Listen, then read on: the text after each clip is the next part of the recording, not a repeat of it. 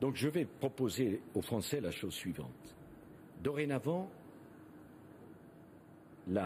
les rémunérations des plus hauts dirigeants devront être votées non pas par le conseil d'administration, où en général il y a beaucoup d'amis, mais par l'Assemblée générale des actionnaires.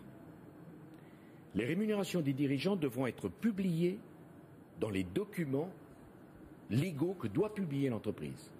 Et enfin, que le comité de rémunération qui fixe la rémunération des plus hauts dirigeants y ait systématiquement un représentant des salariés.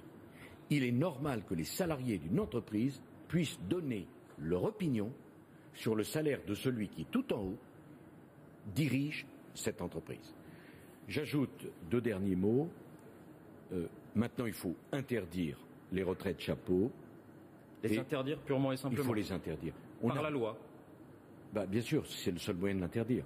On a beaucoup augmenté la fiscalité, mais là encore, vous savez, je le dis très simplement, il y a une partie des dirigeants qui ne veulent pas comprendre que le monde d'aujourd'hui est différent, qu'il y a des choses qui choquent et qu'on ne peut pas accepter.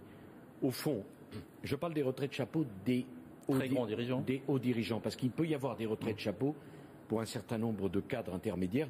Je ne vise pas cela. Donc pour que ça soit clair, une loi pour interdire les retraites chapeaux des grands dirigeants. Et les parachutes dorés. Après tout, quand on est salarié d'une entreprise, on n'a pas le droit à une retraite chapeau, on n'a pas le droit à un parachute doré. Il faudra les interdire.